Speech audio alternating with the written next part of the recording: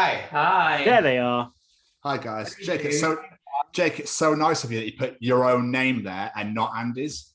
I know, well, I don't share a Zoom, so he can. That's his problem.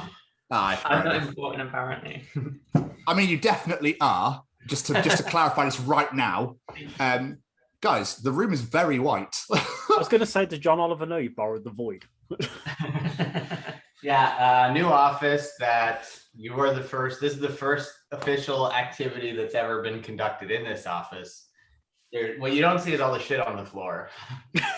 I didn't realize there was a floor. It literally looks like a massive black. Hasn't been set up yet.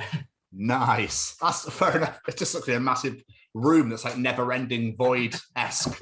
Yeah, that's what we wanted. That's the effect we're going for. Welcome to my office. It's purgatory.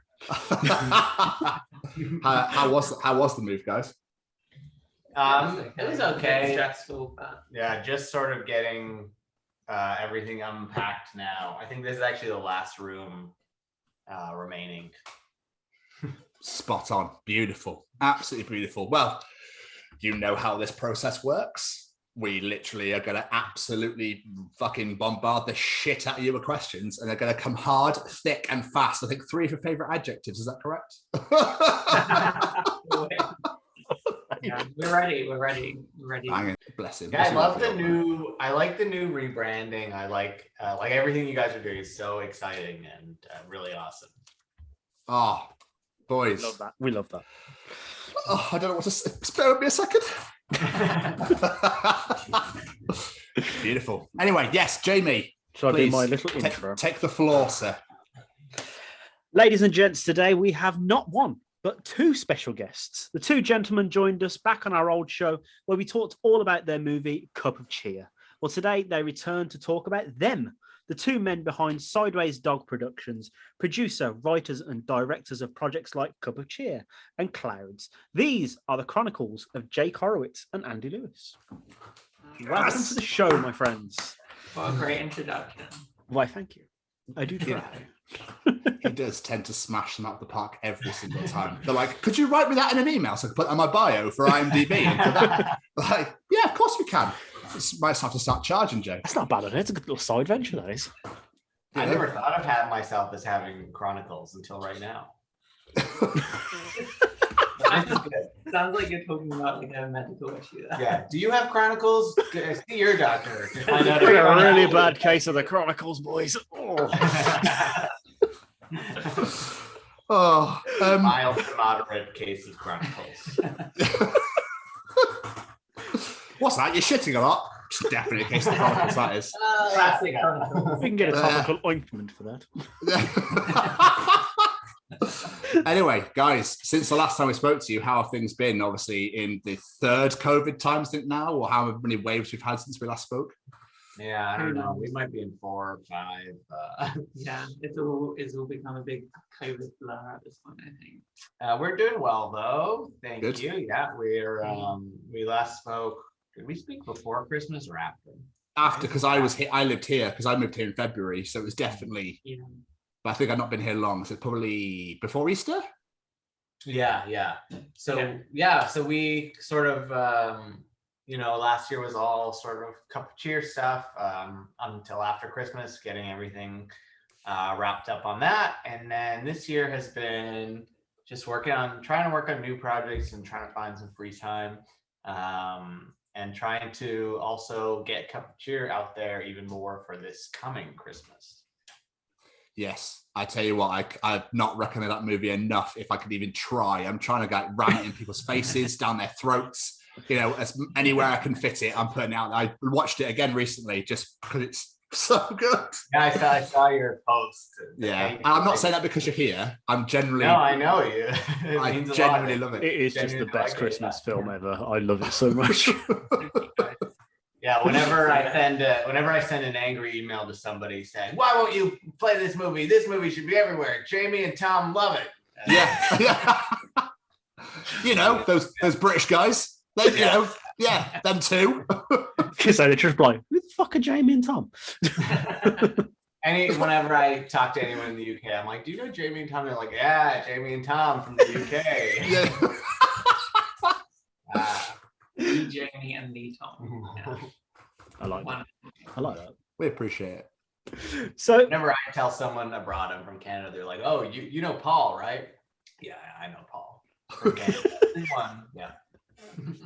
Why do people do that? oh, you live in Wales. Oh, you must know Sheila up the road then. Yeah. Do I? It was what Sheila. road? Yeah, exactly. Just you know them though, and then you're like, that Yeah, doesn't oh. look good because there's more than that. But I do happen to know this person. Yeah. Oh, you mean Auntie Sheila? Oh shit, she's part of the family. Yeah. Yeah, of course it is. Oh, Shit. Sorry. So, gentlemen, take us back. What was the original plan for you both, like young masters Horowitz and Lewis? What did you want to be growing up? do you want to go first or should I? Your answer might be more.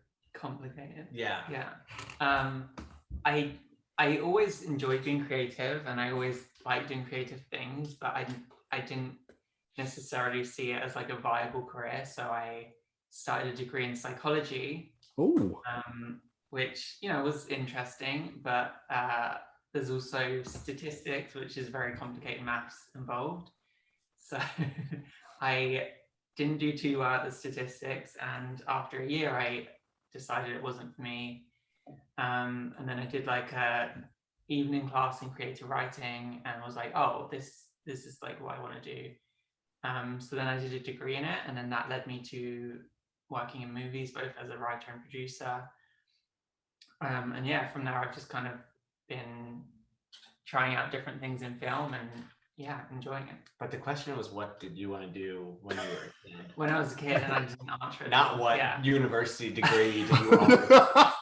Well, I guess I had a lot of fun. Like as a young child, I probably wanted to be like a pop star, but I don't think anyone needs to hear me sing. No, I would actually love for I really the don't think Chronicles we need podcast to. to know your famous lyric, actually, Oh, from your famous band, the Three Shooting Stars, when you were a child. my cousin and my sister formed a pop group called Three Shooting Stars, and we would Amazing. perform to a very reluctant audience of our parents who didn't really want to hear us sing, but we made them. And we wrote our own song, and the lyric that stood the test of time is I hold you. No, I wasn't can't there first remember. something about a dance and an embrace? I imagine you a secret love. I hold you in a dance while I hold a dove.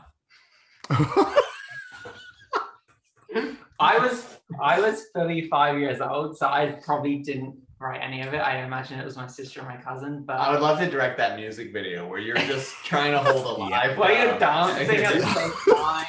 Yeah, I think it was just like, oh, that rhymes, that works. So yeah, unsurprisingly, the pop career didn't happen. And then I think like at one point I wanted to work with animals, and then at one point I wanted to I don't know, be an actor probably, and I it's all wanted to come do around. creative There stuff. was a dog or two or three in Cup of Cheer, so you worked with animals. Yes, You did just work on a movie about a pop band. I a did. boy Yeah, band. I did. Luckily, I wasn't singing or writing the lyrics. Yeah, and it's all for the better that you didn't go into psychology, because when I come to Andy with a problem and I say, oh my God, that's such a hard day, he'll say, fuck off, leave me alone. So not the best therapist, I think. Well, if I'm not getting paid, then I was about to say, but if you gave him a bit of money, he'd be there with something else. Yeah. It's a massive unfoldable sofa just comes out and it's like, right, and then glasses come on, who's got their clipboard? Yeah, the notebook. Yeah. But no, Very that- interesting, yes. can you please get that lyric into a movie or a short or something somewhere? That is a It has to challenge, be- yes. It has to be in there, so just anywhere. Merchandise. Yeah. It's gotta come around to something, I'm sure. Mhm. Yeah. You know what? We'll get Braden Barrie to make He can a real record it, song yeah. about it. Oh my God, Yes. that's genius. That is literal genius. He literally wants to know if Merryweather Wrinkle Titty is coming to town. It does sound like What? I quickly messaged him before we came on here and was like, is there anything you want me to ask the guy? Like any stories, anything you can tell about the guys? And he just went, ask them if Merryweather Wrinkle Titty is coming to town. Sadly not, because Bartholomew J. Margarine actually killed her. It was rough. I'm so confused. I don't know. He comes up with all these random names and characters, and He does. just be like, "Hey." But I thought that was Admiral Cumbersnatch. Is that Benedict's father? It is, yeah. But, I love all those different names for Benedict Cumberbatch's name. They're just phenomenal. Absolutely phenomenal. What about you, Jake? What was your growing up? Mine was more boring. No lyrics, no anything. I wanted to be a filmmaker since I was a kid. I had a camera when I was like 6 or 7, and I was always making movies with my friends and writing weird comedies and things to act out. And I had this cool like camera and computer program. Computer. I guess we're sure what that is. Computer. But that's a keyboard, isn't it? So, like, why is that computer when that's a keyboard? It was a long time ago. We only had the keyboard. We were a poor family. We had no monitors, just a keyboard. I had this program that ran on like Windows XP or Windows 98 or whatever, and you would like very slowly upload your like 10-second video clip, which was filmed in like 2 pixels, and then like 4 days later it would be uploaded to the computer, and you could like put in a VFX, like there was like some plugins for like VFX, and the option was like explosion, alien, or like grass growing from the bottom of the screen. So I had to like write movies that incorporated those 3 things specifically. And then they were really cool, and everyone's like, "Whoa, how'd you do that explosion?" I like the idea of you having to write in grass growing. Well, there was no script. It's like I shouted to my friends, like, "Hey, pretend there's grass growing." Yeah. I I don't know where those movies are. Some of them survived, and they will not be released until 2015. Tell you what, I will release this full song if you release. Interesting. There we go. Boys. You've got the soundtrack for the film ready done. Yeah, there we go. It's meant to be. Yeah. Maybe And you've now said this out there. This is out for the world. Well, the world will hear this soon, but this is out for the world to hear now. So it's kind of like a written, like a verbal contract. Yeah. When we do this sort of thing. So yeah. So Andy's laid the challenge down now, Jake. So yeah. Okay. All right. Well, if I can ever go to the dump and recover those hard drives, then Go to the dump. fuck. just remake it. Sure, that program must still exist somewhere in the world. it's like that guy who he had like $500 billion of. Sorry, ignore that. Is that your phone or the actual door? It's my phone and the door. Oh, Is got there a one of them. precedent for pausing podcasts right in the middle? Yeah, we can pause. We can pause. Yeah, go ahead. Oh, let me pause. Do you not have Jeffers in Canada then? No. What? You'd have to go to like a British. Yeah, you could store find for them, but most people wouldn't know what they are. Yeah. So And I bet they cost a fortune as well. Are we just gonna? The podcast is. It was that my phone rang, and now we immediately are into Jaffa cakes. Yeah, sorry. Pretty much. For those that didn't know, Jamie paused his podcast while Jake had to answer the door. We were talking about Jaffa cakes for about 5-10 minutes.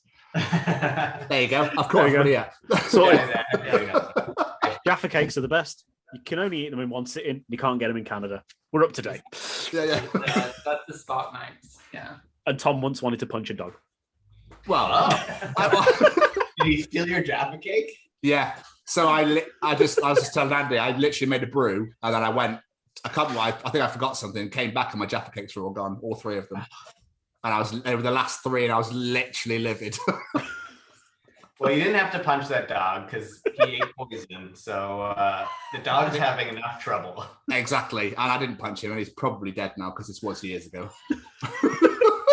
And the chocolate didn't kill him. The age did. Exactly. So it was going to happen. It was inevitable, wasn't it? It's going to happen eventually. Yeah. You got your revenge in the end, and you won. And this will be the last interview I ever conduct. Find that dog's grave and dance on it. I'm gonna. No, I won't. I won't. While No. eating Jaffa cakes. Dressed as one as well. Yeah. That's probably going too far. Anyway, where were we? Yeah. I don't know. I think So- you were talking about. We just did. Oh, there was a guy. I was talking about how who knows where any of my movies are, because they're all burned onto like a DVD or something. But I was talking about this guy who had like $500 million in Bitcoin on a hard drive that he threw out, and he knew it was in the dump, and so he like told the city, he's like, I'll pay you like $250 million to dig it up, and like I think the answer was like, no, thank you, we can't do that. And then instead of finding the hard drive with the Bitcoin on, he found Jake's hard drive. Yes. Yeah. Which arguably is worth more Yeah. than. I was going to say it's worth more. Oh, It was could you buried right imagine? next to that dog with those Jaffa cakes. Yeah. How fucking, like, I mean, I thought I would be living with Jaffa cakes being stolen, but my God, throwing out a whole hard drive full of Bitcoin. Oh my days. I don't even know what to say to that. Yeah. Would you take your own life? No, I don't think you would you? No. Not for Bitcoin. Yeah, but it's worth like fucking loads now, isn't it? It is for some reason. Yeah. I don't understand this cryptocurrency. It makes absolutely no sense to me. Yeah, if the guy waits long enough, the Bitcoin might be worth nothing again, and then it's fine. Yeah. It's all So- good. Yeah. That's when he'll find it. He'll find it when it's worth fuck all. Yeah. Even the whole time. Yeah, it was definitely in his shed or something the whole time. Yeah. Find it right when Bitcoin crashed. It's worth negative money. I owe you money now. What the fuck's going on? I sell the hard drive, it's worth at least $30. Oh. So, Andy, your earliest credit I found was 2019 on Jake's movie Who You Know. But obviously, this is IMDb, and you know how reliable it is. Is that the first movie you worked on? Yes, but also no. I've done like other things, like shorts and stuff, but nothing kind of. The first feature. It was the first feature I worked on, and it was the first thing that kind of like really had any kind of success. And everything else had kind of been smaller projects with friends and stuff like that.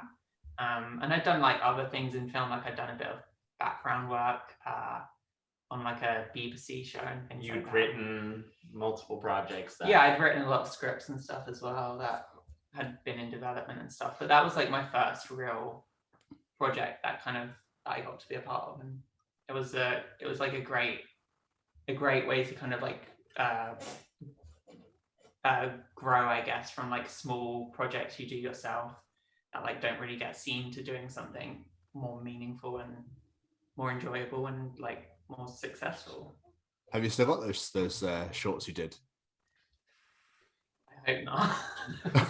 I probably got a couple of them somewhere, but like they wouldn't have been anything that I would be that I think would last the test of time. Okay. What extras work did you do in the BBC? Which shows? I did like background work, like as an extra on. It was called Big School, and it had Catherine Tate and David Williams in. Oh wow, okay. I think I've heard of that. And it filmed at my high school. So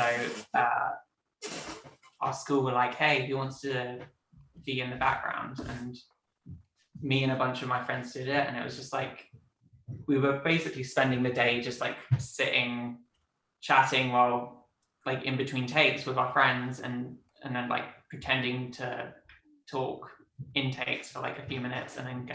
Like it was really like no work at all, and it was like super fun, and we got to meet Catherine Tate, and like she came and hung out with us at one point, and it was just like so. I remember at the time being like so starstruck by it all. Yeah.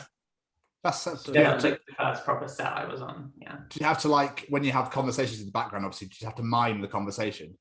Yeah, and there's, when you do background, you like all these different like techniques go around that are all kind of pointless, but like some people will be like, oh, you just say the word tomato over and over again, or like, oh, like look at their forehead, not their eyes, so it doesn't get awkward, and like all these weird things. It's like it's always going to be awkward staring at someone and pretending to have a conversation, no matter whether you're saying tomato. That's what I do with you every time that we're talking. I can only imagine, like, in high school, senior school, like, you're asking kids to basically just stare at each other and mime. You know, people are just like, your mum's a bitch. And all this sorts of just saying the most obscene things to each other. Yeah, where you finally say what you really want to say to them all the time. Oh, this trying to make you laugh. Yeah. Yeah. Penis.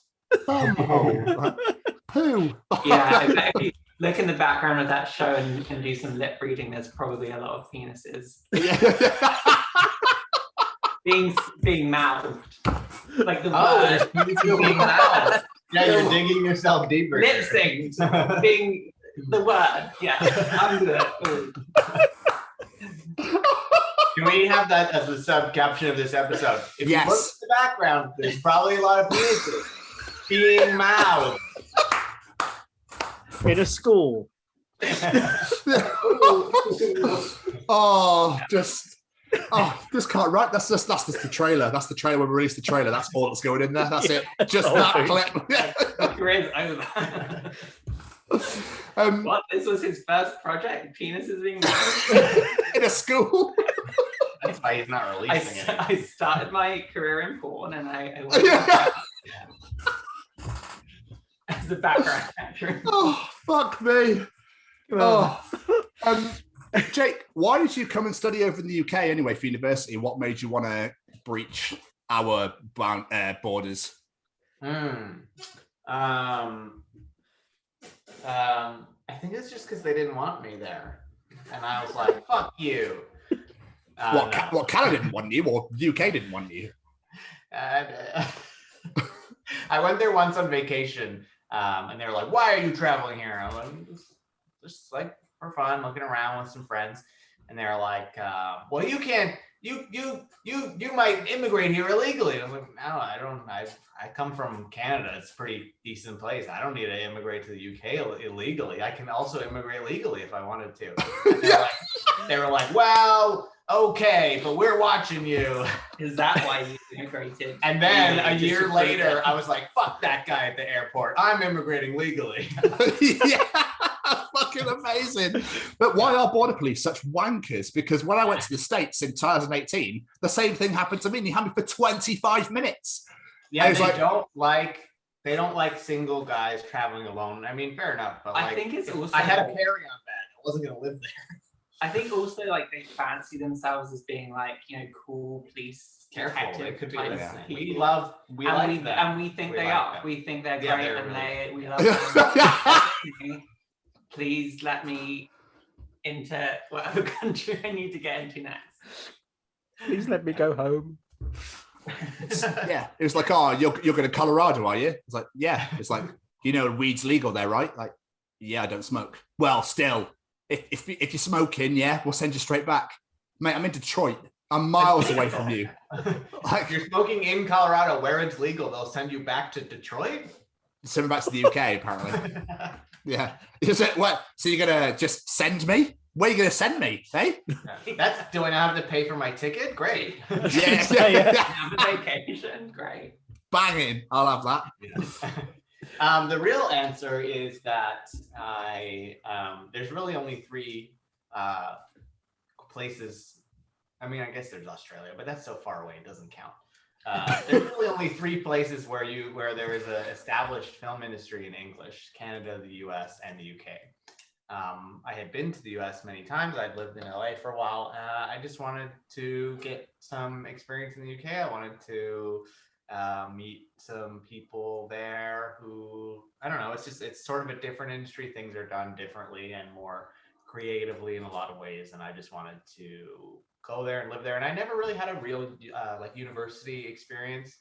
My university was in Toronto, and it's like just a collection of buildings downtown that looked like a high school kind of. There was no like campus. There was no like Harry Potter-esque things. Not that I'm obsessed with Harry Potter, but like to go to the UK and to be in like a building that's like 2,000 years old and there's like grounds and things was really an experience that I wanted. So that was a lot of fun. Oh, nice. That's cool. Well, and then you fucked back off home. Yes. Yeah. He was like, yeah, this is I was like, that's good. yeah, it's raining too much. It was now. raining a lot. Yeah. Fair. Yeah. So you studied journalism and creative writing, is that right? Mm-hmm. So did you do that for film, or was it you wanted to do something different and you just like, nah, I like film too much? Yeah, no, like I said, I always wanted to do film as a kid. And then when it came time to get a degree, I didn't really want to do film. I felt like I knew, I felt like I knew a lot about it, and I didn't want it to be ruined by like somebody making me analyze A Bug's Life in class. What do you think it meant when Flick made a telescope out of a water droplet? It meant that he wanted to see further in the, yeah, it didn't mean anything. And like 4 years of that, I just think would have been, yeah, because our degrees are 4 years as well, instead of 3 like in the UK. And I just thought it would really ruin it. So I did journalism, which is obviously still writing, but just a different skill set of writing. I hated all 4 years of it, wanted to leave every day. Didn't go to a lot of classes, did pretty good, but at least it didn't ruin Bug's Life for you. correct. I Yeah. don't really enjoy Bug's Life's okay. I don't know. But it ruined journalism for me. Which is fine, you know, that's okay. I don't want to be a journalist. Or did to give you newspaper clippings in the cell and go, why did this journalist write this about, I don't know, A Bug's some Life. famous person for no reason whatsoever, trying to slander and slate them for absolutely no reason whatsoever? Why do you think they, use this language instead? Yeah. I don't. It was, there was a lot of stuff like that. It's like it's interesting. You learn a lot of stuff like, here's how one word can make a difference and change the entire impact of the story based on the headline or what your perspective is. But yeah, I don't know. I just want to make stupid jokes. I don't want to report about how the world is ending every day. Yeah, well, I mean, fuck. To be fair, I wouldn't want to either. I went to university, but never bothered. In the end, I left. Because it's just, like you say, it's just a lot of theory of this, and you need to use a lot of, oh my God, what's the word? We have to quote other people. It's like, oh, I got They would this have taught you that word if you stayed to the end of the degree. Yeah. Fuck. That was the next That one. was the word. Yeah. Bastards. So, did I read, Jay, you used to do stand-up comedy? Mm-hmm. Yeah. In the UK, in fact. In the UK, mostly, a little bit in Canada and the US. I went to a lot of different shitty clubs and a lot of like pub night comedy things where you're like standing at the back of a pub and there's like 8 people watching you. And it was interesting. Like I didn't ever want to be a stand-up. But I was interested in like working on comedy in front of a live crowd, because you don't do that in movies a lot.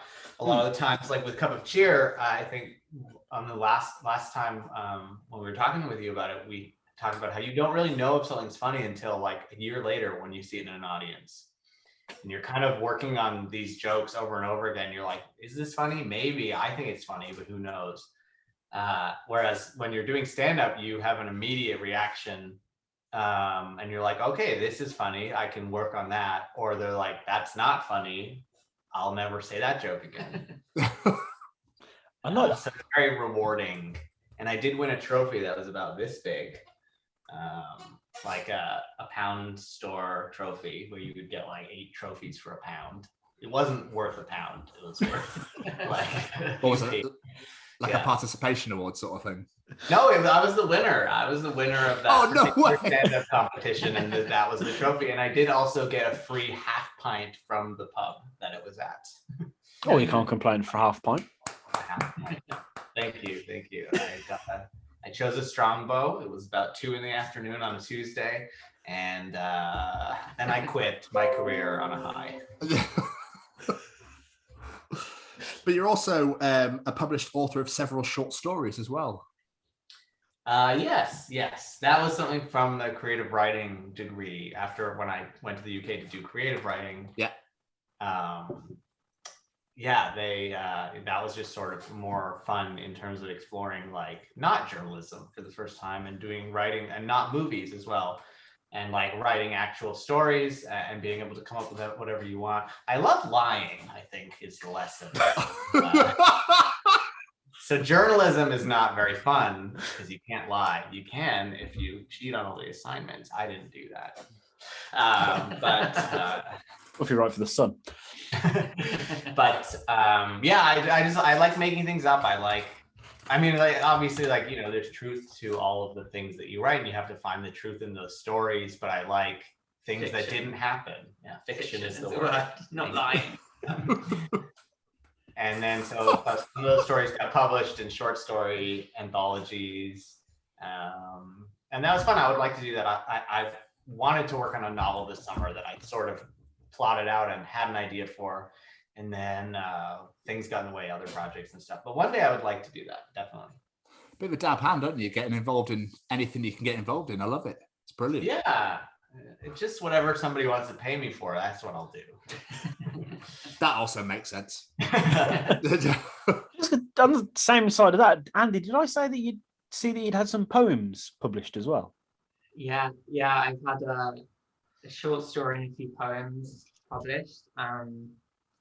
Again, just things that I wrote in my creative writing degree that I liked, and I was at the time thought I would probably go more into traditional writing. You wanted to do poetry and writing more than movies, I think, originally. Yeah, to begin with, because I didn't really know anything about screenwriting. I got a few poems and a few anthologies and stuff like that, and I don't write much poetry these days, but I dabble in it here and there. Yeah. Were the poems better than the lyrics from earlier on? I certainly hope so. I think there's a couple that I got published as a teenager that I probably wouldn't like now. They were probably more like angsty teenage poetry kind of thing. But the more recent stuff I think probably holds up better than the Dove line. That's going to go down in history. Did you write that though, or did your sister write that? I don't know. I was the youngest, so I feel like I probably had minimal involvement. Equal writing. Maybe equal writing, right? Yeah. I just got this image of this teenage angsty poems about Jaffa cakes. I don't know why. A dog stole my Jaffa cake. I wanted to punch it, but I didn't. In the end, the dog died and I won. It's my first and last poem. Go out on a high. I don't blame you. Real Thank words. you. I don't know if it's I don't know if it fits in any of those haiku. Yeah, I don't know if it's. I don't think it was a It's a haiku. freestyle. I don't think it was even a poem. It's starting a whole new range of poetry. This is what's going on right here. Start a trend. This is how poetry is done now. Well, when I was doing those pub nights of stand-up, there were some very strange alternative acts. One of them was somebody who, maybe she's listening to this. I'm not going to say it was bad. I'll say I didn't understand it. I think a lot of people in the audience did. But she came dressed up as a cat, head to toe, makeup, ears. She was a cat. And then she did 5 to 10 minutes of experimental cat related poetry from her perspective as a cat. Wow. Please tell me one of them was just meow, meow, meow. There was meow, a lot meow, of meow, meow. There was. I think the thing she did that I did appreciate was someone left halfway through, and she had a really witty response. And I don't know if it was this, but I remember it being something like, "Oh, I guess he doesn't like pussy." And I was like, "Oh, okay." That's clever. I like So that. the whole point of the act is to get at least one person to walk out so that you have that line ready. Yeah. Yeah, the poems will all just build up. Yeah. If a second person walked out, she'd be fucked. The real reason that I didn't like her that much is because I came up after her and I was also dressed as a cat head to toe. And she just stole my whole act. Absolute bit. I mean, in my head, I had the vision of the people What's that the just word like when a dogs. cat is a dog can be a bitch if it's like a female dog, but a cat is Oh, Like female cat. I don't know. Well, isn't a male cat a Tom? So I don't know. Oh, that yeah, could be sounds right. Yeah. I don't know. I fucking hate cats. I've got one. I can't stand the thing, so I don't know. Yeah, you have one, but you hate one. But you hate She's the reason I hate them. So one. I didn't used to. I had the image in my head, have like the people that just look like dogs. Or Like furries. in the leather suits. Yeah, that sort of thing. That's the vision I had of her as the cat. Like there must be surely some category out there somewhere where people dress up like Category. cats. Category. I didn't even realize I'd done that. Yeah. I probably won't elaborate on that too much more, to be fair. It could get Let's We'll get to that later on, cats. Yeah. That's after the recording, isn't it, Andy? Yeah. There's a lot of anecdotes about weird. I can fit them in anywhere. Somebody who did something weird on one of those comedy nights. So let's see how it comes up organically. So how did you two meet and then end up working together? Yeah, we went to the same university in the UK, the same program, but I was doing my master's and he was doing his undergrad. And we just had a very similar sense of humor and ideas of what kind of stuff we wanted to write. And then, yeah, we helped each other with our, with like short stories and the stuff that we were working on at the time. My comedy, Andy was at a lot of those comedy nights, giving his bad therapy as usual. I was like, that went so fucking bad. I can't believe it. And he's like on his third beer and he's like, yeah, all right. I think I was a bit more supportive than that. I did the like laughing loudly. Yeah, that was to good. try and Oh, nice. Genius. Yeah. to try and get people. I would be like, Get some don't you noise. hate going to the dentist? And he'd be like, ha ha. That's how everyone knew it was Yeah. funny. Yeah. And then I had been working on my first movie, All About Who You Know, for years at that point, because that was something that I started writing as a teenager after I had written many, many, many bad scripts, worse scripts. But that was something that I always sort of wanted to do and had like in various stages over many years. And then when I moved to the UK, I had about half written and I hadn't touched it in a few years. And then Andy read it and encouraged me to finish it. Yeah. He'd been going on about it a lot, and I was like, it sounds really interesting. You should just sit down and write the damn thing. And then he did, and it was great. And Andy was right, and it's phenomenal. It's a really good film. Oh, thank you. Yeah, that's another one that not a lot of people have seen yet. It's not been released in the UK. Yeah, it's a good point there. We've heard it's great. Yeah, we've heard it. I sent it to you. That's okay. Okay, that's fine. Yeah, we need to get you out there more. People need to like venture actually look into the world of Jake and Andy, because you guys your films are phenomenal. Everything about you is glorious. So Thank you. Yeah, it's always hard finding, especially in like an indie world, to find people to watch stuff. Because if Chris Evans isn't in it or whatever, then then people don't hear about it. So like we said earlier, I don't know how reliable IMDb is, but I'm going for it. There's a TV series on yours, Jake, that's called Spun Out. It's fun out. Yes. Yes. Was that your first proper writing credit for TV? Yes, yeah, that was an interesting experience. In what way? Well, you could Google it. You could find out a lot of things about that show on Okay. Google that I won't get into. That's fine. But yeah, I had won this like fellowship or writing program or whatever for some script that I did. And then part of it was getting hired onto that show as it was finishing its second season. And there's a lot of great people in it. Dave Foley from Kids in the Hall and from A Bug's Life, actually, the star of A Bug's Life. It all comes around. I knew I chose The Bug's Life for a reason. That's a movie I haven't thought about in 15 years, and today it's coming up a lot. Yeah, and it was a comedy. It was Canada's top-rated sitcom, I think, for a bit. It was like a throwback kind of comedy, which it had like a laugh track and an audience,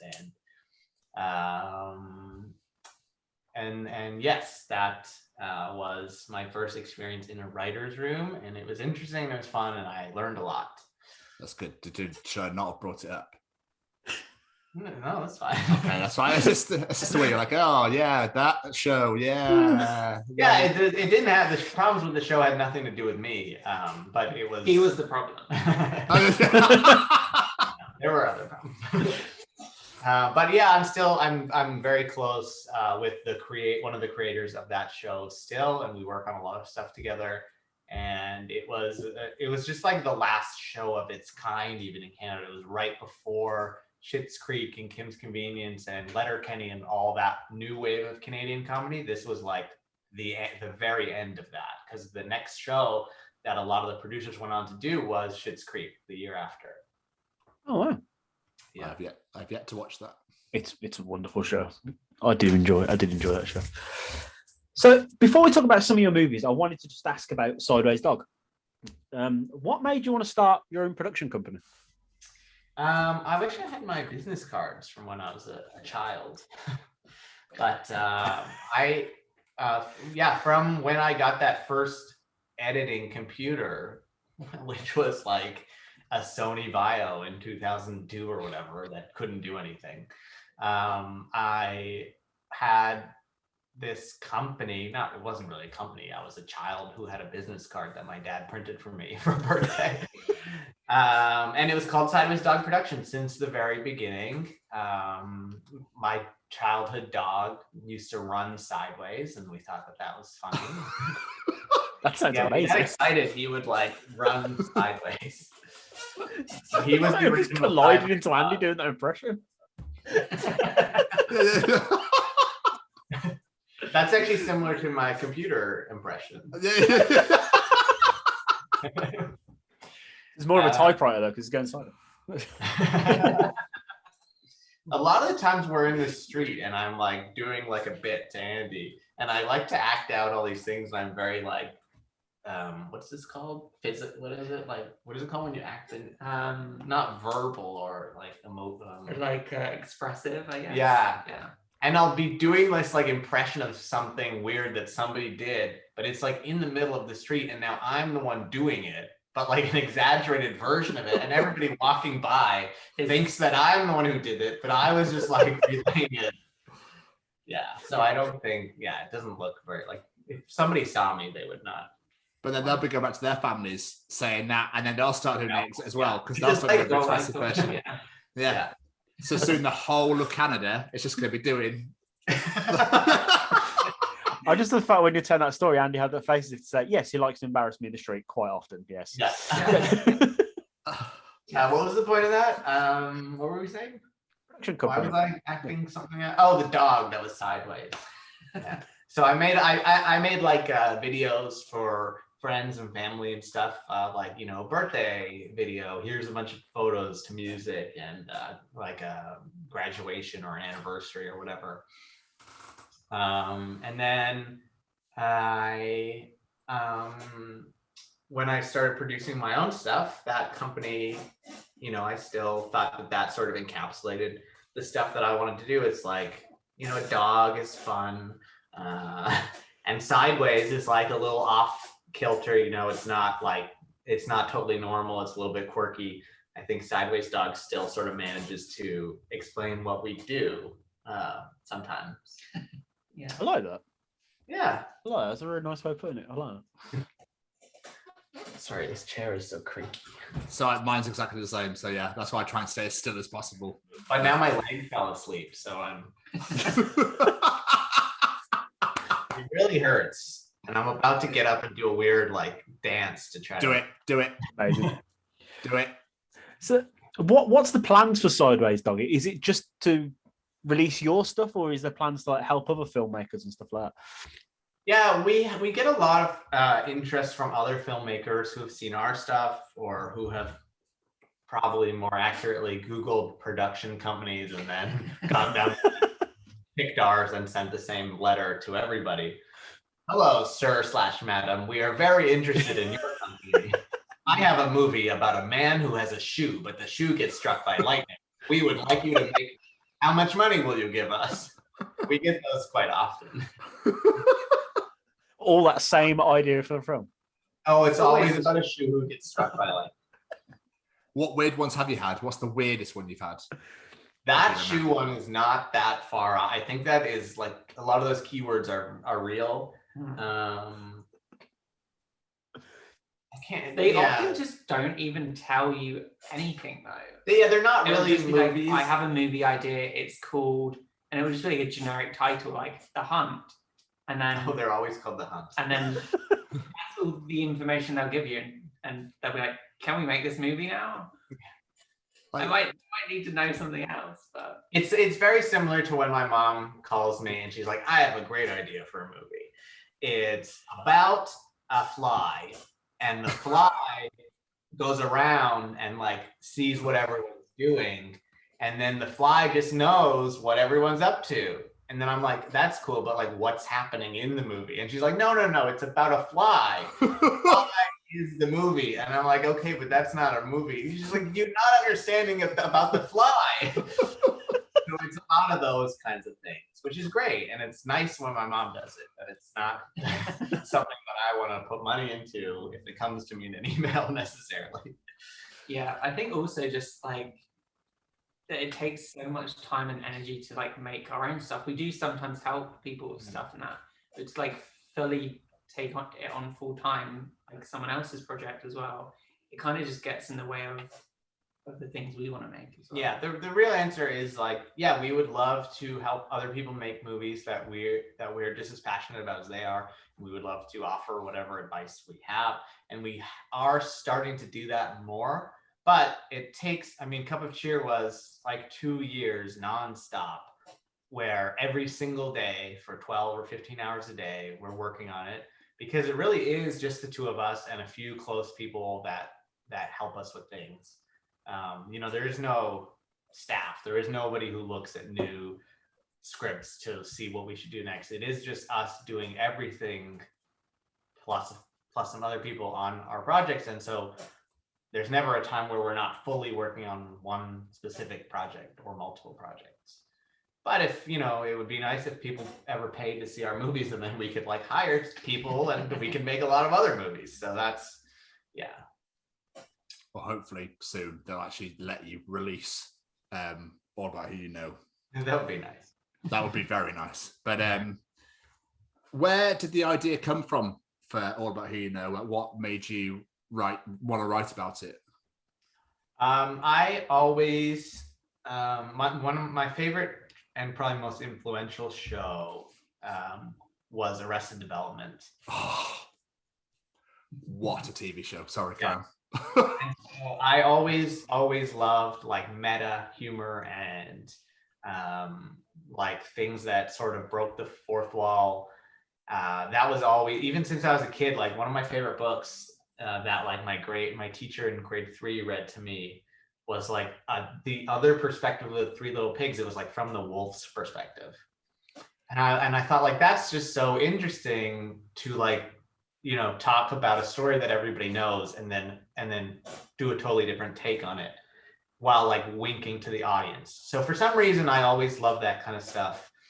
And then everything that I ever did, well, a lot of the things that I did, like the films that I made as a kid and the things that I did in school for film and stuff was like very meta. And it was a lot of the times it was like about somebody making a movie, because I really had no other life experiences. All I knew from when I was a kid was making movies. So, and I thought that that was interesting to like do meta jokey things about movies. In my high school film class, my like final project was a movie about a movie, and I cribbed a lot of things from that into All About Who You Know. And I feel like it's lazy actually to write a movie about a movie, because it just means that I can't really think of anything else. So I'm trying to like stay away from that now. But I just thought as a first movie to like get it out of my system, a movie about a movie, specifically about a guy who wants to make a movie and it's like his first movie, and then you're deconstructing a lot of tropes about movies and about rom-coms. That was just like very organic to me, and just something that I always wanted to do, and wanted to find a way to do it where it wasn't like annoying or lazy. And although, you know, that is still kind of my style, like Cup of Cheer is meta. It's another movie about Christmas movies, really. Nobody is a filmmaker in it, but it is breaking the fourth wall, and it is winking to the audience in a lot of ways. And I feel like a lot of the thing, even the projects that we're working on now, are the same. I don't think it would be about a movie. We are doing a TV show about the film crew, so I shouldn't say that.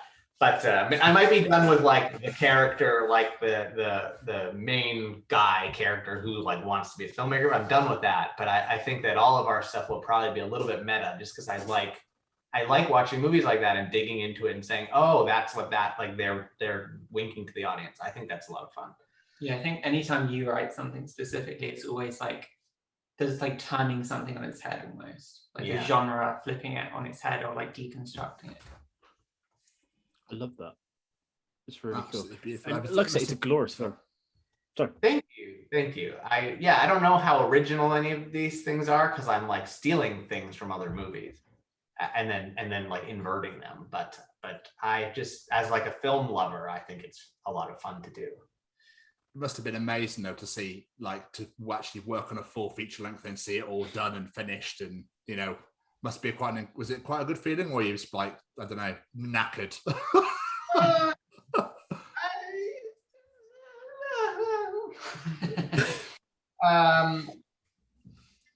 I don't know. How honest do we want to get? You can say whatever you like. You can say whatever the hell you like. So it's just how far you guys want to go. Yeah, it was good in a lot of ways, and it was not good in a lot of ways. That first movie, it was very difficult. And as a first-time director, of course, I had been doing a lot of stuff, but nobody in the industry really knew who I was, because I started as a writer, and I was in writers' rooms, and I was not really the person that anybody knew. And then so I think, you know, there was just a lot of the time was like, well, why should we listen to you? What do you really know? And that was just like, you know, hiring people that I don't think were, I don't know. I'm not going to say anything bad about anything, but it was a tough experience in a lot of ways to do a first feature. And a lot of things just were more difficult than they should have been. And a lot of like organizations and like agencies that are supposed to help, especially in Canada, make films and stuff just got in the way and were not helpful. And like every step was sort of not as smooth or fun as it should have been. With Cup of Cheer, we, you know, of course that happens with the first feature, and with Cup of Cheer, we managed to make sure that none of that was the case. And we did, everything was great, and everybody we worked with was great. And that was a lot of fun to see it all come together and that. But the first one was, it was very difficult in a lot of ways. And then the finished product, I think is good. But then the day that we were going to go, the day that it was going to premiere in the US at a very big film festival, CineQuest, we were just about to get on a plane the day before to go to San Francisco. And that was March 14th. of 2020.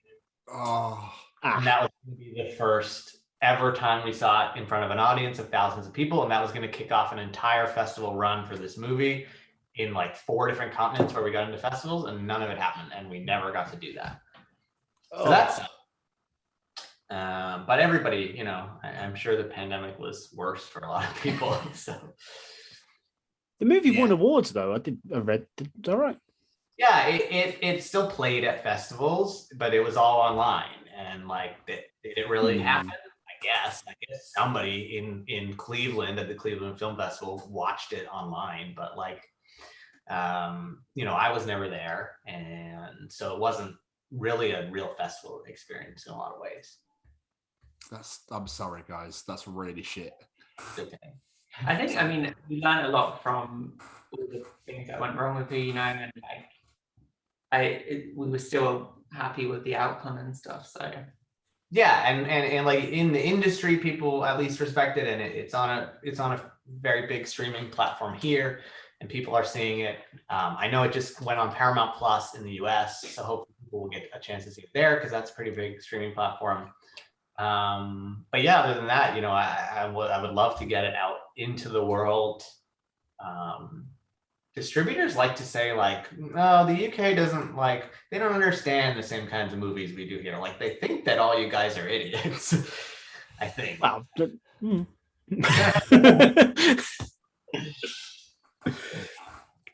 Maybe half of us. Andy, you pop up a fair bit. Did you play the drinking game? No, I haven't. I will though. I love it though. I literally spotted you in the club in Cappuccino. I was like, "Fuck, there he is again!"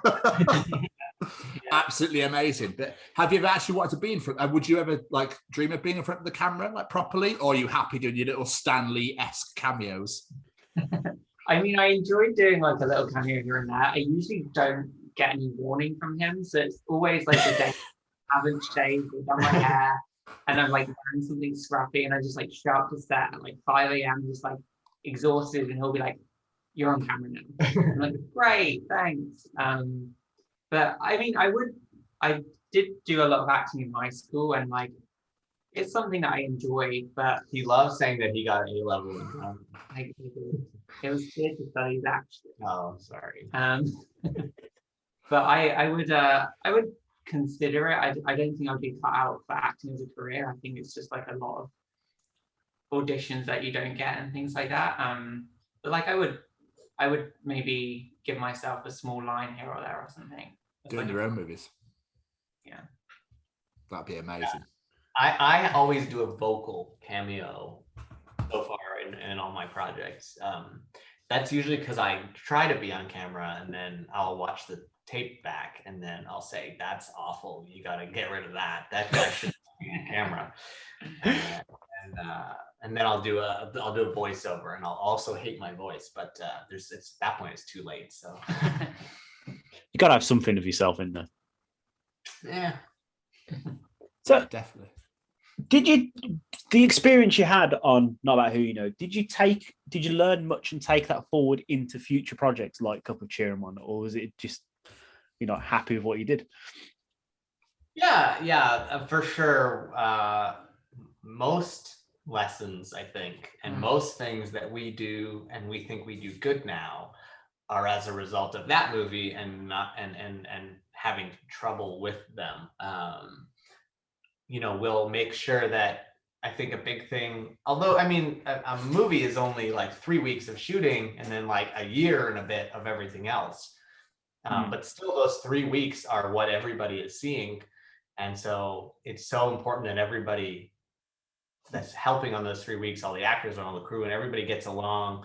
And so that's something that we took to try to like make sure that everything we're filming, everybody is having a fantastic time on set and that there's no problems, because that always will translate to the movie. And we try to hire people that, you know, always have the same sense of humor and people that we would want to hang out with and people that we like. And that always translates, I think. Yeah. And the more people you work with, the more you find the people that you want to keep working with and stuff like that. release, and then we learned a lot in the release of that movie too, and what we would do and what we wouldn't want to do. I don't know if that's translated over to Cup of Cheer yet, because that movie still needs to be released in a lot of places. But I don't know. It's you learn on everything that you do. I think if you don't learn a lesson, then you probably didn't do a great job. I like it. For people listening to this, sound deeper than it is. I don't know if that actually makes sense. I was just going to say, for the people that listen to this podcast right now, need to go watch Cup of Cheer, because I know we talked about it at the start of this year and it got released on our old show, but it's just wonderful in so many ways. It's fucking hilarious. And I think it really revitalized the spoof genre. Like I told you last time, it really has done. But obviously it's not getting the audience that it deserves and needs. When I actually wrote the review on Amazon for it, Amazon declined. They just like, no, we can't post this review for you, you absolute bastards. Why? I know. I don't know. Yeah. If anyone is listening and can post a review on Amazon, that would be great, because a lot of the Amazon reviews are like mothers from like Ohio or like the Midwest, Middle America, and they wanted like a Hallmark Christmas movie, and they're like, here, that sounds good. And then the comments are like, this is the stupidest shit I've ever seen. What is going on? Why are you so much? Bloody bastards. I think you've wrote X like must, so it's like kind of a little bit of a, it's not going to be what you think it is. Yeah. But We tried to It's get something, fine, and it's even the fine. poster is kind of kooky. So I like the idea of these people turning on this movie, and then some of them being do end shocked. up really liking it as well. Like a lot of Yeah. people who like Hallmark still think it's very cheesy and stuff. So a lot of them ended up appreciating it too, and being like, oh, it's funny to see like all the films I watch that I know are bad being ripped off. So Yeah, it's clever. Well, hopefully, when the Christmas time comes around this year, people will be like, oh, we'll put it on our, the Hallmark movie channels and stuff on, cable or whatever you have. I don't know what you have over there. That sort of thing, or Sky TV here. That'll be decent. That'll be decent. Anyone who listens to those from those, channels, make sure you sort that shit out as well. Yeah, I mean, it was on Sky last Christmas, so it should be at least again this year. on the Sky Store, yeah. Yeah. Amazing. I know our UK distributor is trying to put it on TV somewhere. So yes. But either way, I think in the UK you could buy it on iTunes and Sky Store and stuff like that. Yeah. So I wanted to talk about one of the films I saw on your website called One Man's Trash. I love what I read about this movie, but it's what can you tell us, for people that aren't aware, what it's about and where the idea came from? Because it's glorious. Yeah. So this is an idea that I've always wanted to explore, because when I was in high school, I used to work as there's like these companies that do estate sales. So somebody dies or moves into a smaller house or something like that, and then they have like this whole house that they've lived in for so many years, full of all their stuff, and somebody needs to get rid of all of it. And so these companies come in and they'll do like a sale, sort of like a garage sale, or what would you call it in the UK? I guess like a boot sale, but like in the house instead of in the car. Yeah, and so it's like, on a Saturday morning at 7 a.m., the doors open and there's a lineup of like 100 people outside, and everybody goes in, and like every single thing in the house is for sale. And so, like, I don't know, I don't have anything. This pack of markers. Well, it says it's worth $1.50, but in this sale it'd be like 20 cents. So everything is like, you're getting a deal on everything, and you're finding a lot of cool stuff, antiques or just furniture or whatever. But of course, you get a lot of very interesting people at these sales, people who wake up very early on their weekend to sort through dead people shit, really. A lot of the people are like nice, but a lot of the people are very weird. And you meet a lot of characters, and they always want like a bargain on something. I remember like, a lot of the times people will like pick up half-used rolls of toilet roll. and like they'll buy those. What? One time there was this woman who came in every single morning. She was always first in line, so she would like get into the line at like 4 a.m. She had a cane, and she would like pick up like a toilet roll, and she'd be like, "I'll give you like 5 cents for it," and I'll be like, "How about 10 cents?" And she would like throw her 5 cents at me, and she'd be like, "Fuck you." Every single week. And so I just always thought that was a very interesting setting. Obviously, it's something a lot of people don't know about, and there's a lot of conflict and comedy and stuff in it. So while I was standing there hating every single weekend as I was like 15, 16, 17, working this job, I had like a notebook, and I was like taking notes of every funny thing that happened with the idea of like turning it into a show or a movie or something.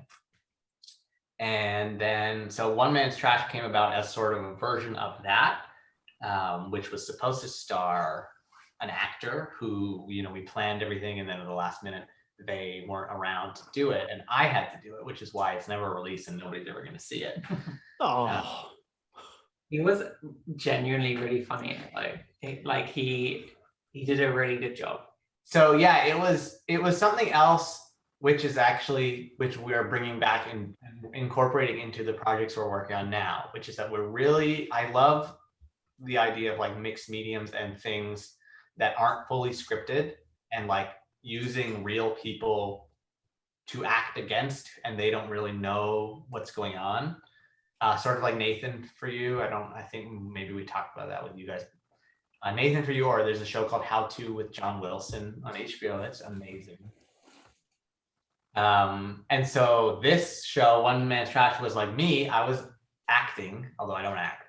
But I was like scripted, and I knew what my story beats were and everything, and I was in front of the camera. But the people at the sale, it was a real sale on a Saturday morning, and they just thought that there was a documentary crew coming, and they all, consented to be on camera on this documentary. But they thought I was just a regular person, so I was going up to them and saying weird shit and doing weird shit and like acting the story, and they were just like, their reactions were all very funny and genuine. It was it's kind of like Borat almost. It was sort of Borat-esque. A lot of weird humor, and so I don't know that anyone would see that, but I think that idea and that style will pop up a lot in the things that we're gonna have released soon.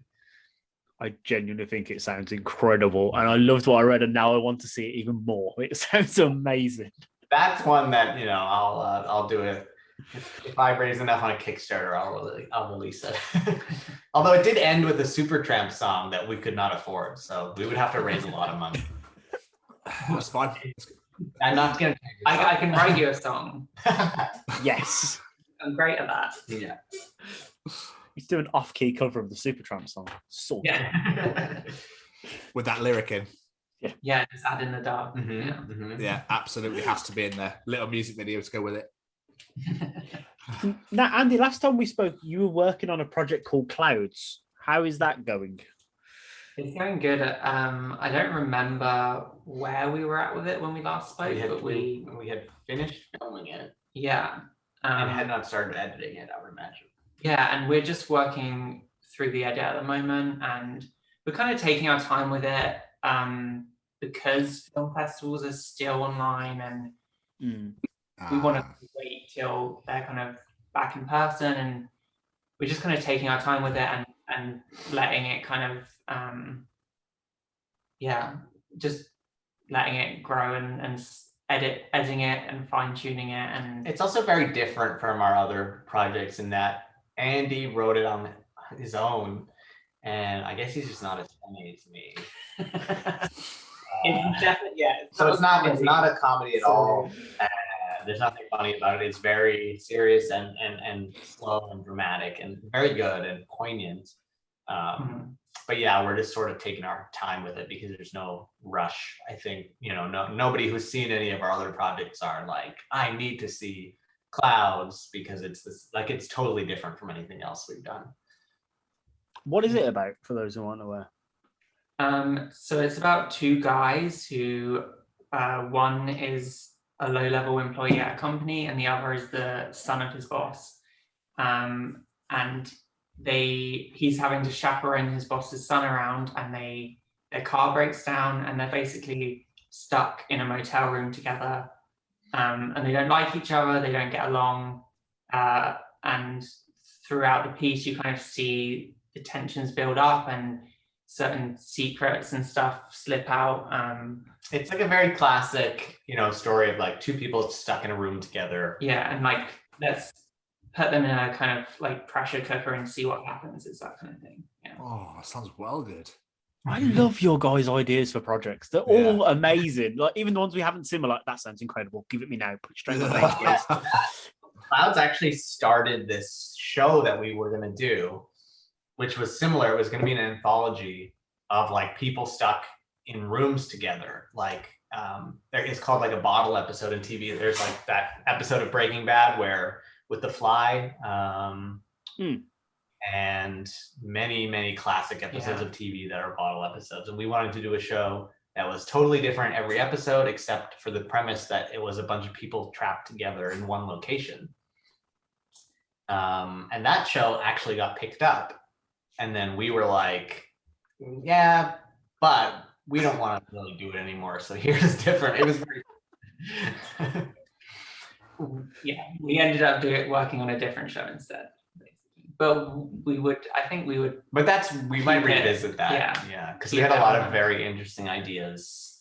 What was some of the people trapped on a roller coaster that's like upside down, and just a lot of different things. I say you could pick quite a lot of avenues with that. You could do quite a fair bit, I'd imagine. Yeah. Once you kind of like start brainstorming, you really realize how many different like ways people can get stuck in a place. You're going to end up like James Cameron in his Avatar, like Clouds 5 stuck on a roller coaster. I love the clever idea. I like that a lot. I do. So your website mentions two upcoming projects as well, No Connection and Sick and Tired. Are those still happening? That website, man, let me tell you, similar to how we don't have time to make other people's projects, I don't have time to update that website. So... I would love to update the website. Cup of Cheer isn't even on that website, and it's been done. No, I did notice that. But yeah, No Connection is something that has been written, and it's a script that's pretty good, and we're in development on it. And that might be, I would think that would be made within the next 1 or 2 or 3 movies that we do. It's pretty close. It's very interesting. It's not a parody really of anything. It is a road trip movie / rom-com that is set in a world where this sort of like terrorist group or government or whatever you want to call it has like shut off the internet overnight, like in its entirety, sort of like prohibition in the US with alcohol. And it's about a long distance couple on either side of the country, and they are like really are in love, and they're like about to see each other, and now the internet is out and they have to like find their way to each other in this like world that's changed overnight. And it's a really cool concept, but it's hard. It's a hard one to crack because it's very big and it's very open. Again, sounds incredible. Thank you. Yeah, I would love that to be sort of like a Black Mirror kind of meets, I think, End of the Fucking World or something like that in terms of tone and comedy and everything. I mean, I was going to ask if there are any future projects coming up, but yeah. What else is there? What else have you got like brewing? So I think the most immediate thing for us is our TV show that we're shooting next month. So that is a 4-part series, starring some of the people that you'll know from Cup of Cheer. I believe we haven't signed anything yet, so I won't really say anything. Yeah, that's fine. But better. but that is. Do you want to explain that? Yeah, sure. It's like so the kind of like travel shows you would get on TV where like a celebrity or an expert or a chef or someone will go traveling to different places and they'll tell you about the local town. And your mom always watches one where somebody goes to Yorkshire and eats fish and chips a lot. sounds like Like to watch. Sounds like most British programs. Yeah, that's all of British TV. So. It's kind of a cross between something like that and a mystery show. That kind of it's kind of a fictional show where these people set out to make this travel show, and while they were making it, a mystery of sorts begins to unfold. Yeah, much like One Man's Trash, it is also partially scripted and partially real people that aren't going to know that it's scripted, and it will be a cool mix of those things. But yeah, the host of the travel show, we find out, isn't really an expert and might be lying about her credentials, and a lot of mysteries sort of over the course of the episodes where you learn that it's not really a travel show at all. Oh wow. Oh, I know, I'm getting excited myself. Like, okay. Give me more. Tell me more. That one's nice. It's not hypothetical. That one we are shooting next month, and that's all been done, and that will be out later this year. That's amazing. I wish you all the best with it. Will it be out in the UK? Who knows? Well, I'll keep my we'd like it to be. If not, we'll release it in the UK ourselves. Sick. Perfect. So we are turning into the biggest Jake and Andy fanboys because everything you're telling us, like, more, please. Yeah. Thank you. I mean, we already were not turning into. We were for one film. Now we're for everything. Yeah. Well, we still want to make a Cup of Cheer sequel. Every time I turn on the TV, there's like 8 Christmas movies loaded up on that we've recorded, and I don't want to delete them yet because I still want ideas for a sequel.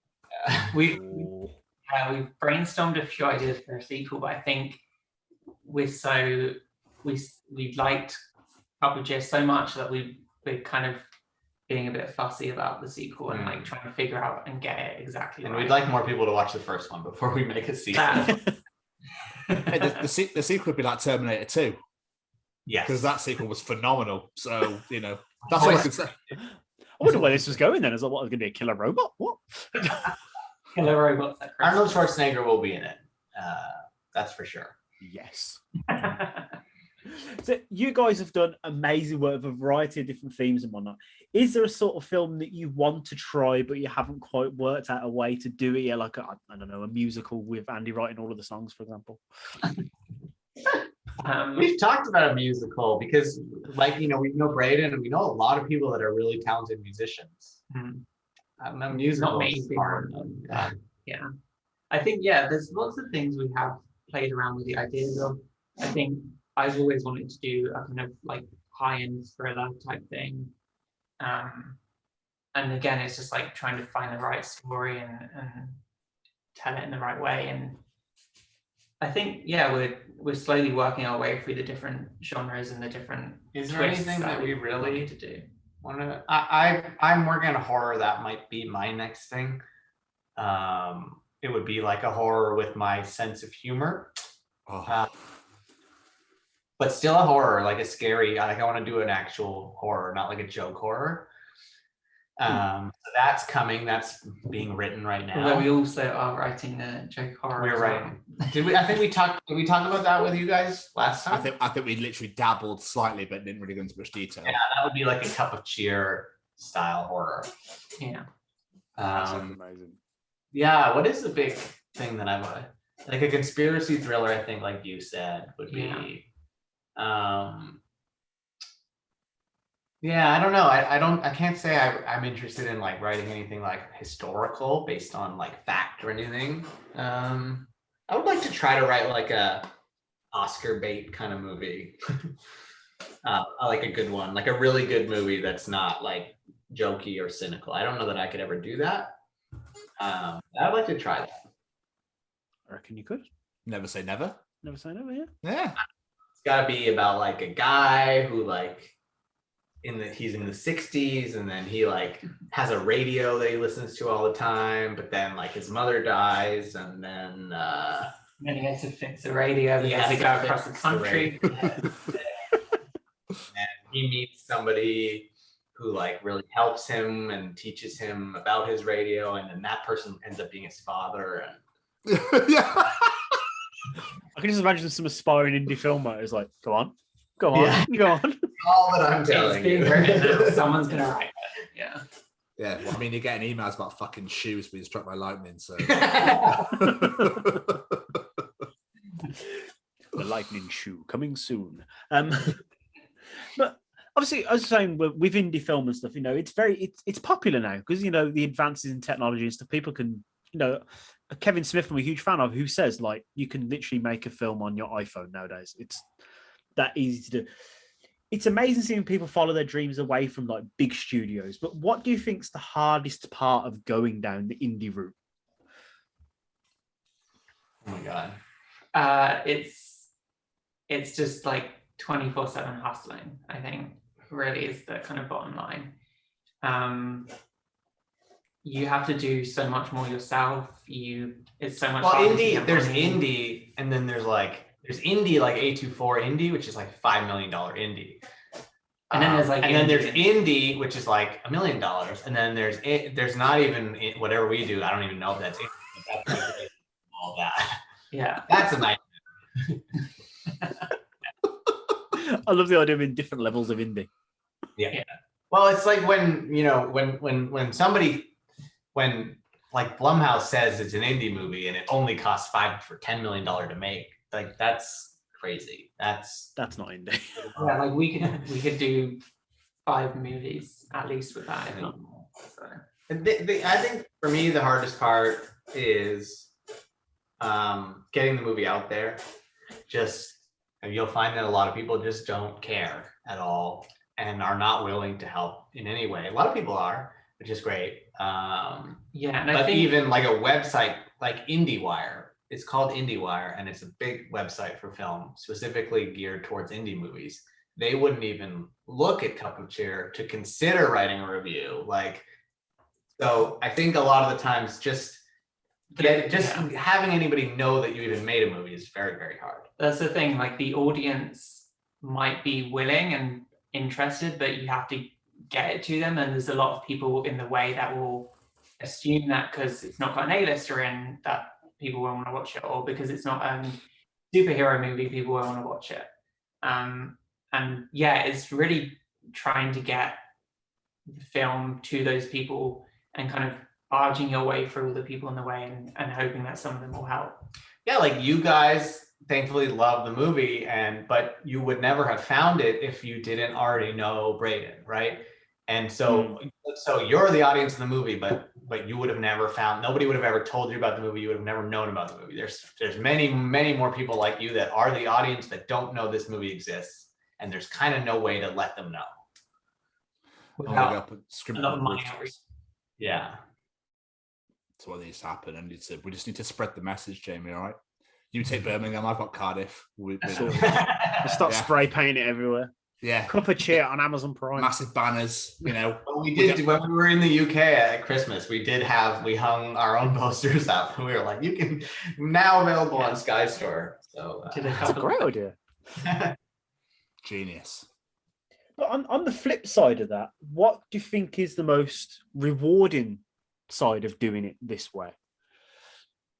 I would say that it's talking to people like you and talking to you guys who really like people that we did not know that just absolutely love this thing that we thought would be fun to make.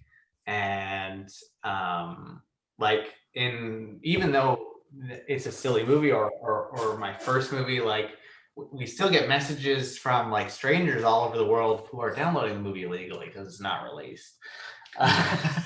But they'll be like, I love this movie. It changed my life. So-and-so reasons, I'm from whatever country. And that's really nice. And then my response is, cool, you owe me $5. That's released there.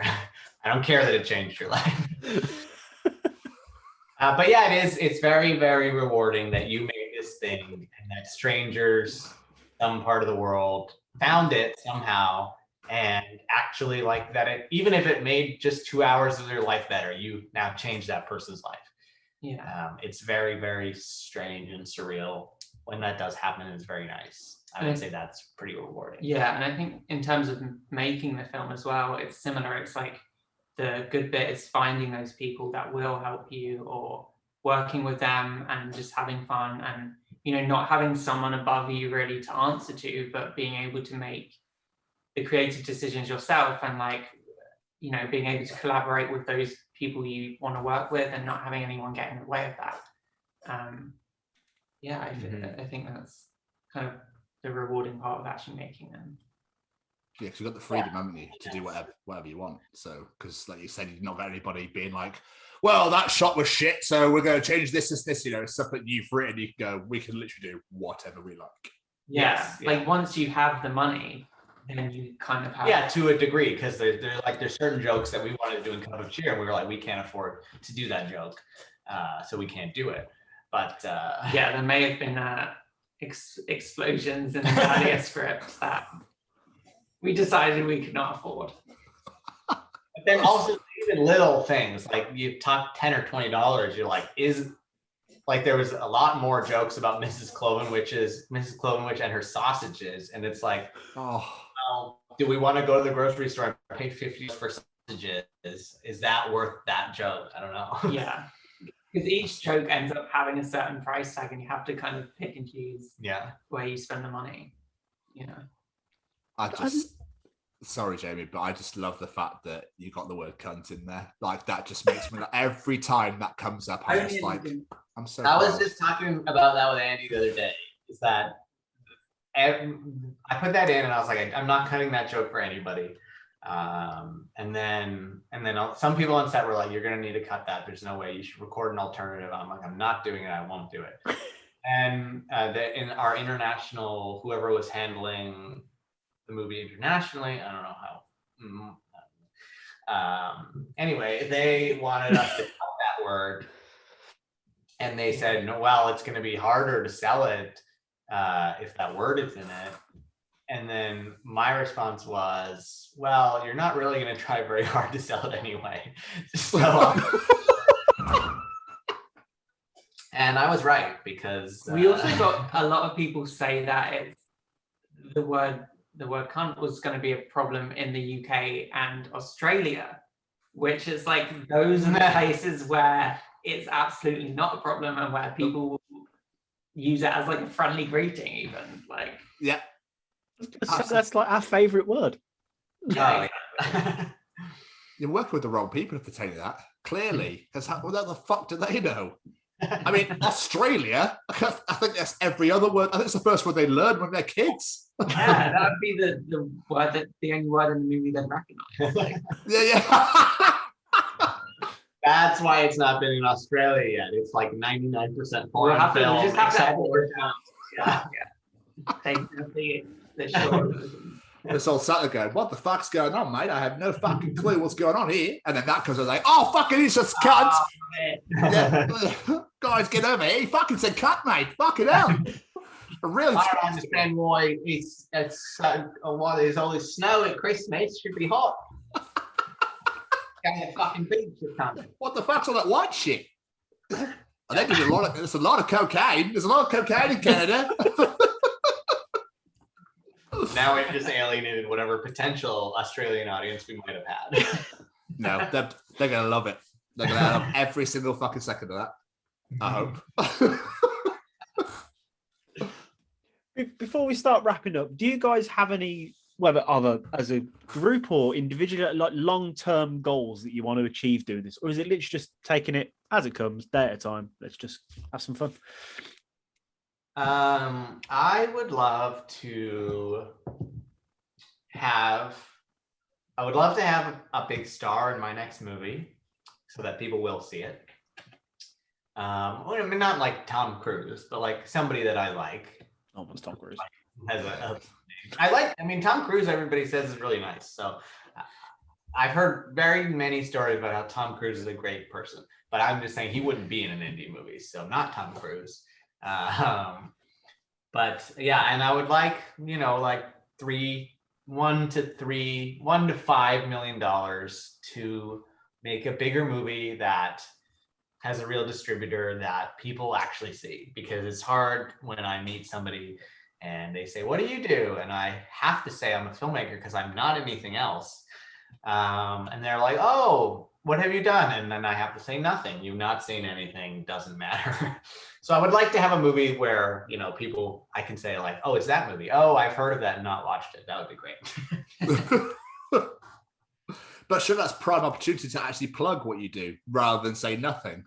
I say the name, but then I've been at like airport security and they'll ask me like, what do you do? And I'm like, I'm a filmmaker, and here's the name, and like here's where you come, and I get them to like write it down. Sometimes they write it down, yeah. And they're like, I'm gonna, yeah. A lot of people who've served us at restaurants are like, I'm gonna write that down, and then you never go back to the restaurant, so you don't know if they ever watched it. They definitely don't watch it.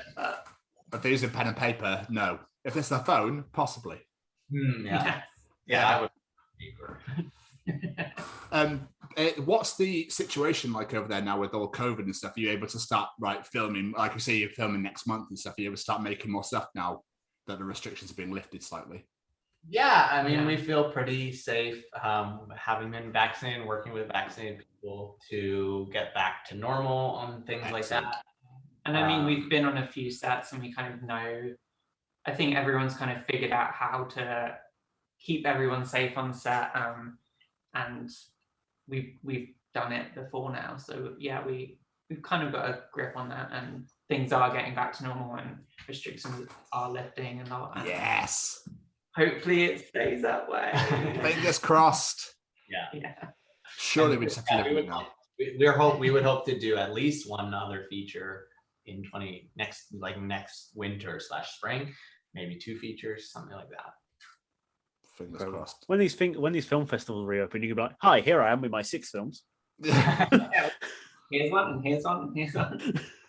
Everyone has a film. Well, Cup of Cheer got into a film festival last year, and they postponed it, and it's in Berlin on Christmas. It specifically is a Christmas film festival that like deals with only Christmas films.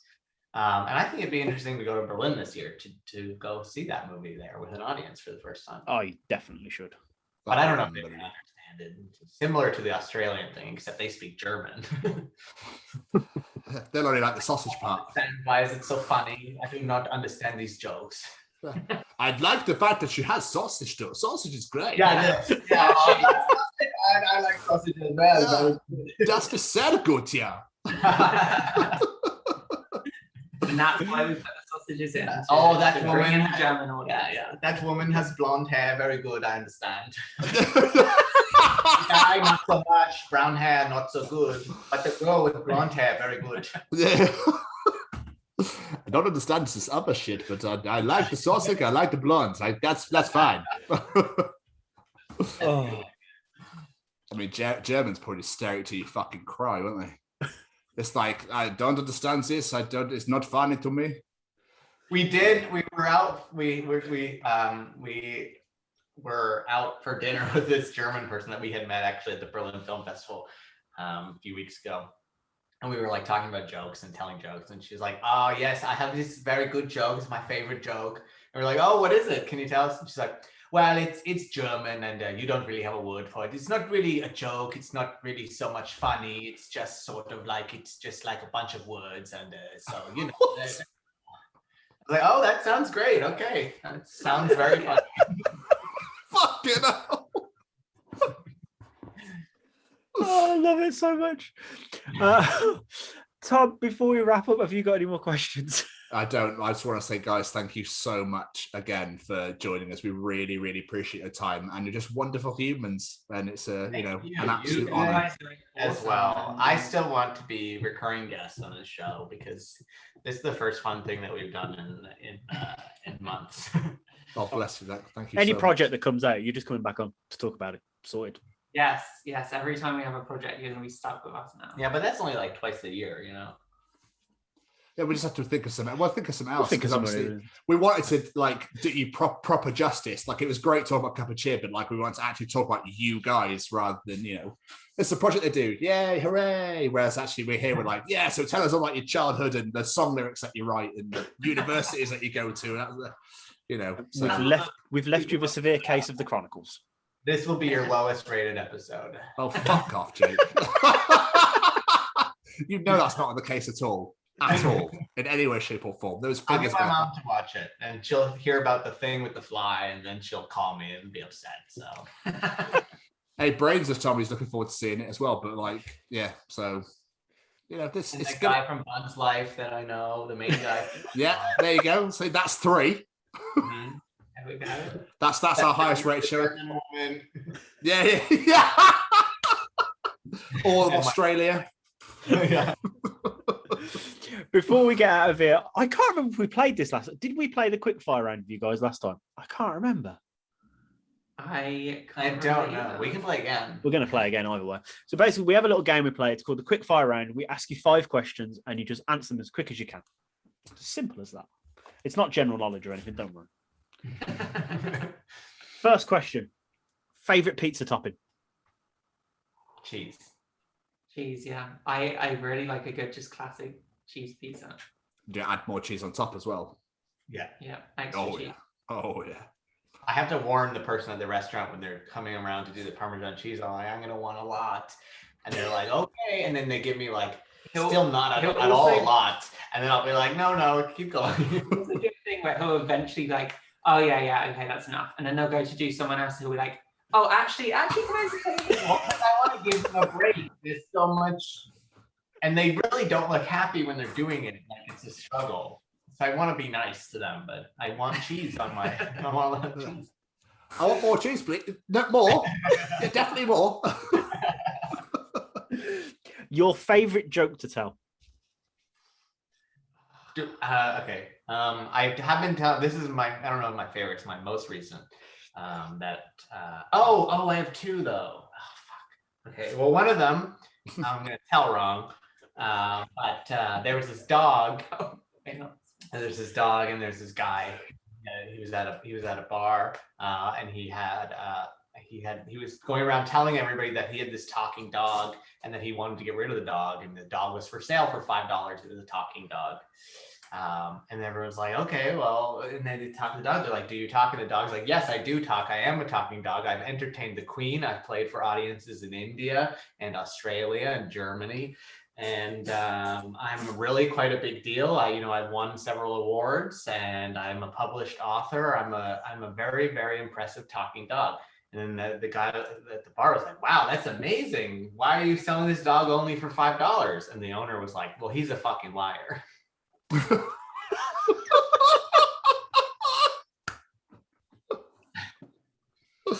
Oh, I like that. Like a Amazing. good, simple joke. Yeah, we had a good one yesterday. Do you remember it?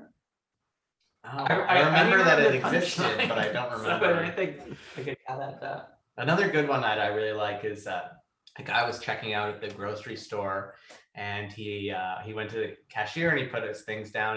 He put down a grapefruit, a bundle of bananas, a bag of lettuce, and a pack of gum. And the cashier says, "Oh wow, you must be single." And he said, "How did you know?" And she says, "'Cause you're fucking ugly."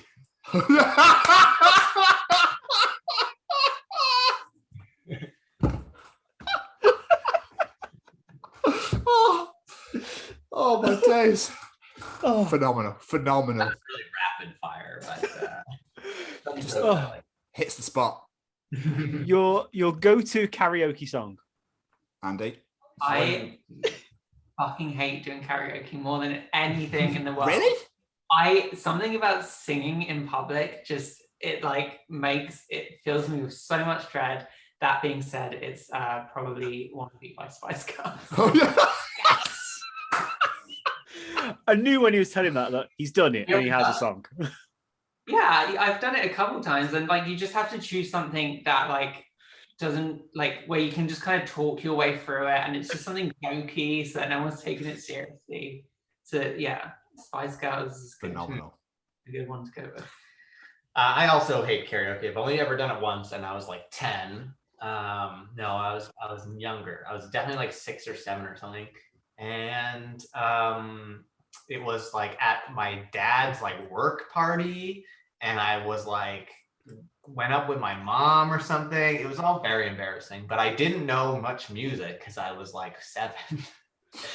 And so I flipped through the book, and it was around the time that the very forgettable movie with Will Smith, Wild Wild West, came out. I love this song so much. Wild Wild West. And I was like, I've heard of that. Let's do it. I don't know why my mom agreed to it. And then I was up there for like 4 minutes not knowing anything about this song. It's probably quite terrible for everybody there. I love that song so much. Maybe that's my go-to if I ever do karaoke again. Amazing. Who would play you in the movie of your life? I'd like to say Logan Lerman because I like him a lot. I don't know who that is. I don't know. Octavia Spencer. Why not? Yeah. I don't know. I think the comparison I get the most in terms of appearance is like Dane DeHaan or maybe like Macaulay Culkin or something. So maybe Macaulay Culkin. I think like his like younger days. I was going to say, I hope I don't mean like crackhead face. Yeah. I hope not either. Yeah. I'd like to see a comeback. Macaulay Culkin come back where he plays you. Where he plays me. Yeah. That'd be incredible. You make that movie. And last question: what is one piece of advice you would give to younger version of yourself? Rapid fire. Don't write that bad song. I thought you didn't write it, Andy. Well, The truth comes out right at the end. I don't know. Don't be a filmmaker. Definitely. Change your whole life path completely. Be a lawyer. Be something else. That's boring, though, Jake. It is boring, but I would be comfortable. You'd have enough money to do something that's boring. Yeah. Fair enough. You're doing something that you love, but it's all good. I understand. Yeah. Guys, this has been absolutely amazing, as I expected. But before we get out of here, have you got any plugs, websites, social medias, whatever? Just sell Not yourself. our website. Don't go on our website until I update it. You can follow me on Twitter by Jake Horowitz. Follow me on I think Twitter and Instagram is Andy_J_Lewis. I think I'm not very active on socials, but feel free to follow me anyway. Follow our movies. I don't post on those accounts either. I know it's not the best sales pitch. I don't have time.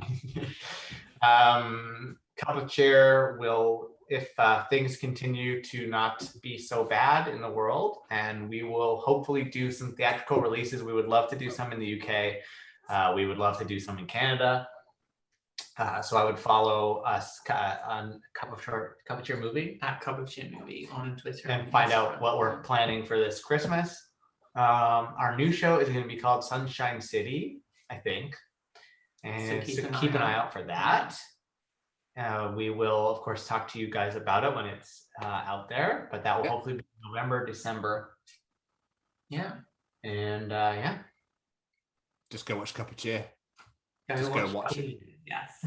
Go buy it, go watch it, go write reviews, tell your friends about it, get it in your face.